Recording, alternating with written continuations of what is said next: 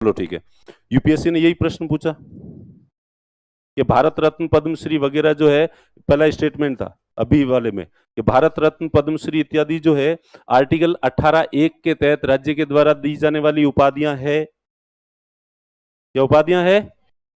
नहीं है। ठीक है, दूसरा था कि ये भारत रत्न एक बार जो है बीच में रोके गए थे, केवल एक ही बार रोके गए थे। कथन सही है या नहीं है?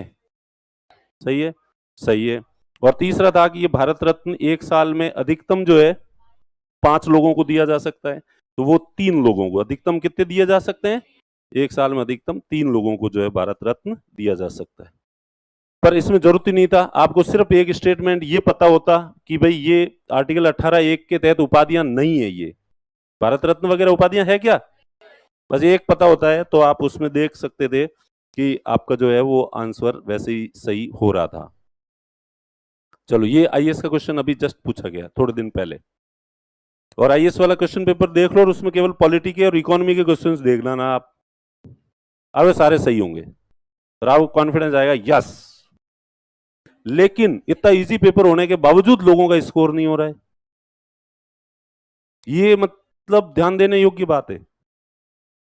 तो इजी पेपर में लोग ज्यादा मात खाते हैं, इसलिए क्वेश्चन पेपर जो इजी लगे सीरियस हो जाना और के बेटा तू तो गया, क्योंकि अब तू जो है ना फैला फैली करेगा, यस अब तो वो सब आता है, अपने वो सब आता है।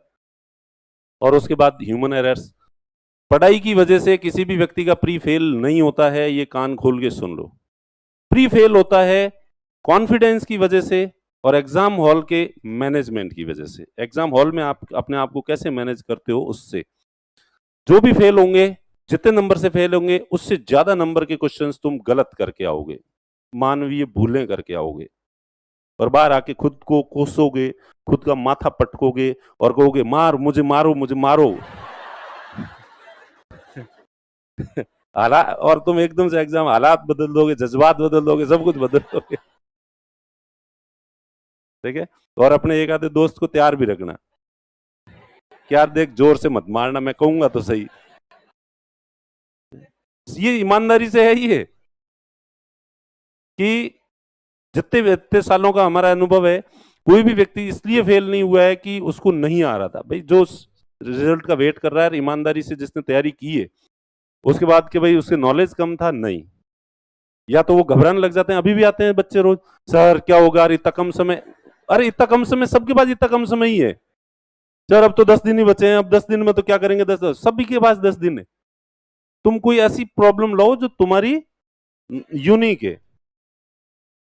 ऐसे पेपर अगर टफ आता है तो कई लोग जो है घबरा जाएंगे। टफ केवल तुम्हारे लिए नहीं है, सबके लिए। और मैं तो कह रहा हूं अगर टफ आया तो स्प्रिंग बोर्ड का एक भी स्टूडेंट फेल नहीं होगा, और इजी आया तो पास होने की कोई गारंटी नहीं है। इजी आया हर कोई कर देगा, और पर टफ तुम्हारे जो कंसेप्चुअली टफ जिसे कहते हैं, ठीक है, वो अगर अच्छा स्टैंडर्ड पेपर आता है तो तुम लोग और तुम लोगों को और दूसरे लोगों के बीच में बहुत ज्यादा फर्क रहने वाला है। हम लोग जो मॉक इंटरव्यू लेते हैं ना, तो इंटरव्यू देने वाले लोग भी जो हमारे यहाँ से पढ़े हुए हैं और यहाँ से नहीं पढ़े हुए होते हैं, उनमें रात दिन का फर्क होता है। हालांकि बाहर वाले नहीं पढ़े हुए भी कई लोग बहुत ही ब्रिलियंट होते हैं, जो जितने अपने वाले भी नहीं होते हैं, ऐसा नहीं है, पर ज्यादातर जो केसेज हैं उनमें यूं पता चलता है क्लियरली। और प्री तुम्हारा पास होगा, उसके बाद मेंस के बैच में तो तुम देख ही लोगे ऐसे लोग जिनका प्री क्लियर हो जाएगा, मेंस के लिए बैच में आएंगे, और एक अपने वाले भी आएंगे प्री क्लियर करके, दोनों में जमीन आसमान का। और वो आश्चर्य होता है कि इनका प्री कैसे क्लियर हो गया, जब ये भी नहीं आता, ये पढ़ाए क्या, कि हाँ सर ये भी पढ़ो, क्यों ये नहीं आता, वो अरे ये तो प्री में पढ़ा होगा, कि नहीं सर नहीं, फिर भी पढ़ो। और अपने से पढ़े हुए कह रहे सर अब ये तो 4 बार पढ़ लिया, अब आप तो सीधे मेंस में जो है टॉपिक वो पढ़ा लो, तो रात दिन का फर्क लगता है।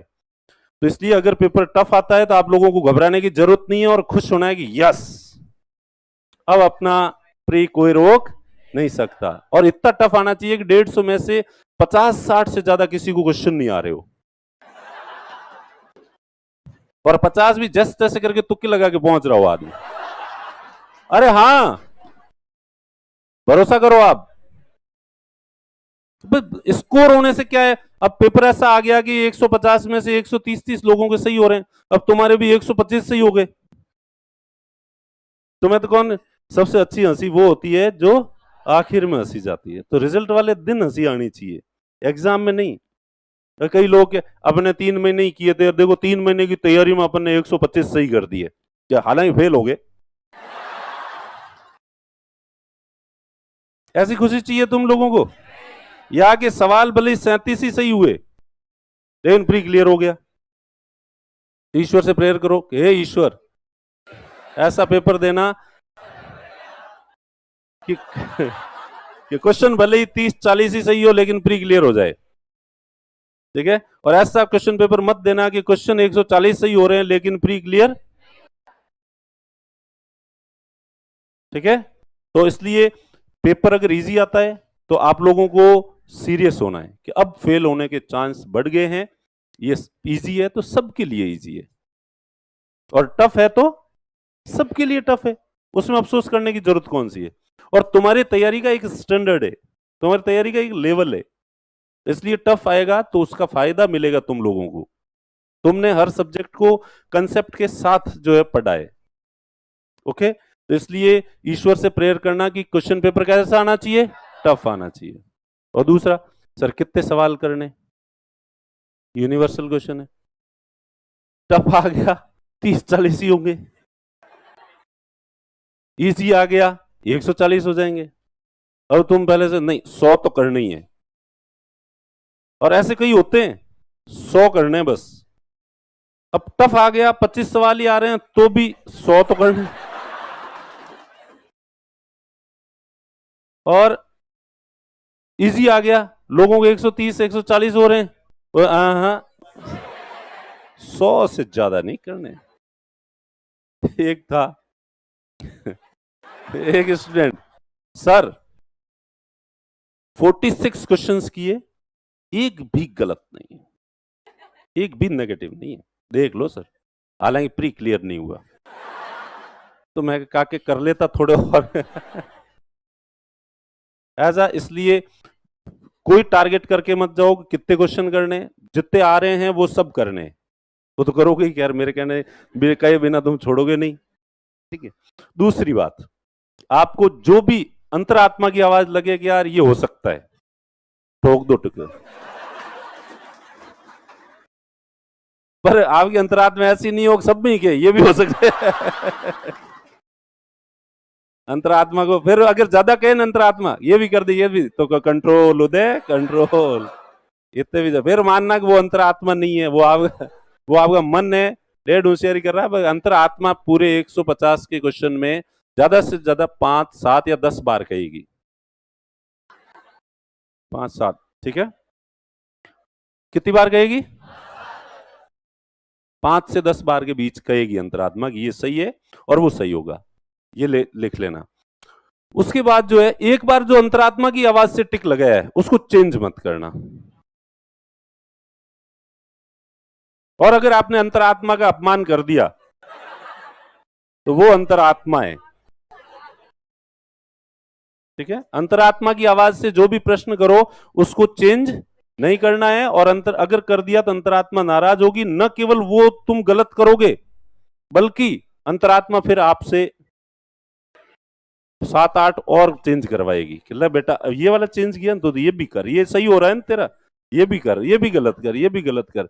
और फिर तुम्हें पता चलेगा कि इस चक्कर में आपने जितने भी चेंज किए वो 8-10 क्वेश्चन आपने पहले सही किए थे, बाद में ये आपके आसपास कई पुराने पापी डोकरे होंगे बुढ़े तो कई सालों से एग्जाम दे रहे हैं, कई तरह के एग्जाम दिए, उनसे पूछना कि ये एक कॉमन गलती है जो सामान्यतः चेंज तभी करना है जब आप 100% श्योर हो जाओ कि यार ये दूसरा वाला आंसर है, अदरवाइज चेंज मत करो। नेगेटिव मार्किंग का ज्यादा हुआ डर मत रखो। विशुद्ध रूप से तुक्का आपको नहीं लगाना है कि आपको कुछ भी पता नहीं है यार, ये अंतरात्मा बोल बोल तुझे बोलना पड़ेगा, तो प्लीज अंतरात्मा को इस तरह से मत जगह देना तुमको, ठीक है। वो अंतरात्मा अपने आप कहेगी, जहां कहना है ना उसको अपने आप कह देगी। और कि विशुद्ध रूप से A B C में से कौन सा लगाएं, C ठीक रहता, C लगा दें या D लगा दें, ये तुक्का जितने ज्यादा लगाओगे उतना नेगेटिव होगा। ओके। और फिर किसी को दो आपको एलिमिनेशन मेथड से ये नहीं हो सकता और ये तो नहीं हो सकता, उसके बाद दो बचते हैं, उनमें ज्यादा दिमाग मत लगाओ, फिर उसमें एक आधा कि यार ये लगा दो, चलो ये ठीक है, वो आपको करने हैं। आपको लगता है कि भाई दो तो नहीं हो सकते, दो में से एक है, तो आपको वो क्वेश्चंस अटेम्प्ट लेने हैं, विशुद्ध रूप से तुक्का नहीं लगाना है। थोड़ा बहुत भी लगता है कि शायद कहीं पड़ा हुआ है और आपको ये लगता है, तो वो आपको करना है। इतनी सी स्ट्रेटेजी। न टफ पेपर आने पे घबराना नहीं है और सरल आने पे फैलना नहीं है। तो बस इतनी ये बेसिक जो चीज है। और टाइम मैनेजमेंट ध्यान रखो, देखें कि भाई टाइम कितना हुआ है, और 15-20 मिनट पेपर जो है पहले ही हो जाना चाहिए। आंसर की भरते समय एक एक क्वेश्चन के समय वापस चेक करो, वापस 2 बार चेक करो।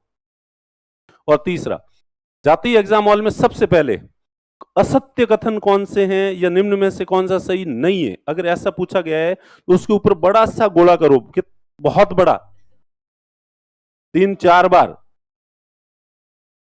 बस ये चीज जो है वो ध्यान रखनी है। नहीं कौन सा है, असत्य कौन सा, इसके ऊपर गोला करना है।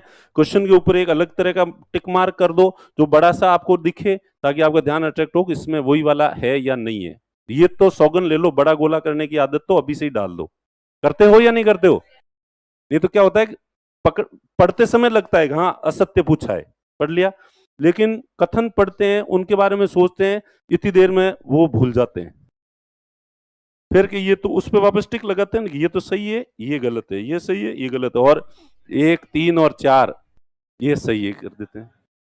मैं आप लोगों को इतने उपदेश दे रहा हूं। अभी आईएएस वाला क्वेश्चन पेपर था, उसमें मैं खुद ही बैठा और मैंने ही एक में जो है वो कर दिया ही हूं। मेरे साथ में बैठते, मैंने कहा उसमें ये तो ऑप्शन ही नहीं मिल रहा है। मैं कहा ये कथन सही है और ये गलत है, ये पर ये ऑप्शन क्यों नहीं मिल रहा है? यूपीएससी ऐसी मूर्खता कैसे कर सकती है? हम काफी देर चर्चा करें, जितने में एक ने कहा इसने सत्य नहीं पूछा, असत्य पूछा है। अच्छा हाँ ये असत्य है, तो फिर आंसर जो है वो मिल रहा था। तो जो मैं इतने उपदेश देने वाला व्यक्ति, मैं भी अगर ये गलती कर सकता हूं, तो तुम तो नए नए टाबर हो, मेरे इतने सालों के अनुभव के बाद से मुझसे ये हो सकती है, तो तुमसे ये होगी। इसलिए प्लीज ये मान के चलो कि ये गलती तुमसे होगी, और इसलिए ये नहीं होनी चाहिए। इसलिए आपको एग्जाम वाले दिन भी इस चीज के लिए प्रिपेयर रहना है। ये कुछ चीजें जो है ह्यूमन एरर्स अगर आप नहीं करो, और कॉन्फिडेंस जितना ज्यादा आत्मविश्वास के साथ जाओगे, तो आत्मविश्वास के समय आपकी बुद्धि जो है वो डबल एक्टिव हो जाती है। आपकी जो बुद्धि है, आपका दिमाग है, वो डबल एक्टिव हो जाता है और सही क्वेश्चंस करवाता है। और डिप्रेशन में जाओगे, डर के जाओगे, तो जो है वो सही आता हुआ क्वेश्चन भी गलत होगा आपसे। इसलिए, और कॉन्फिडेंस के अलावा अपने पास, तुम्हारे पास गाड़ी है, बंगला है, बैंक बैलेंस है, तो फिर कॉन्फिडेंस तुम्हारी माँ को क्या है? माँ की जगह थोड़े दिन डायलॉग रखो, कॉन्फिडेंस, कॉन्फिडेंस रखो।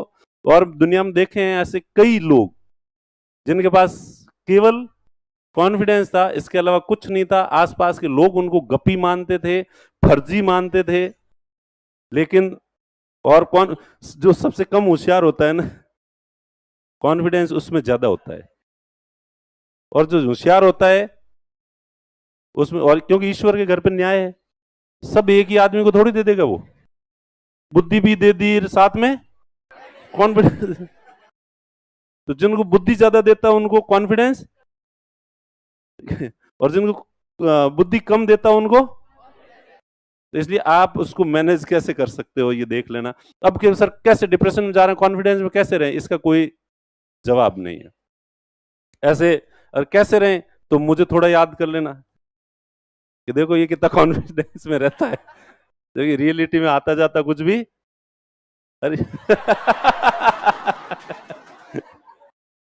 अरे अब तो क्या है, घिस घिस के पढ़ के वो आ गया। भाई कोचिंग शुरू किया था तब अपने पास केवल क्या था, अब तो पॉलिटी इतने सालों से पढ़ा रहे हैं, तो धीरे धीरे हर साल स्टूडेंट 4 क्वेश्चन नए पूछते हैं, तो अच्छा ये क्या होता है, एक बार टप्पा ठोक देते हैं, फिर वो वो कह रहा है सर आपने कल बताया था वो तो ये नहीं था, ये था। अरे वो सॉरी, वो गलत बता दिया था, इसका ये था। फिर घर जाके देख लेते हैं। ठीक है, तो कॉन्फिडेंस सबसे बड़ी चीज है। तो एग्जाम में अपने जो है क्या रखना है। और डिप्रेशन जैसी चीज, ये जो ज्यादा माहौल है, मैं कह रहा हूं कि सबसे ज्यादा ईमानदारी से तैयारी करने वाले आप ही लोग हो। और फिर भी अगर आप पास नहीं होते हो तो धिक्कार है आपको।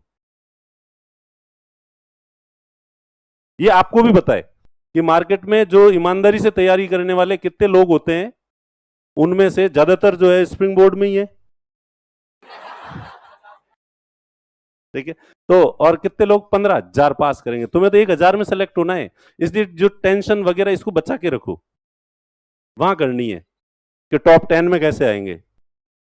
अब जो 15,000 में आने में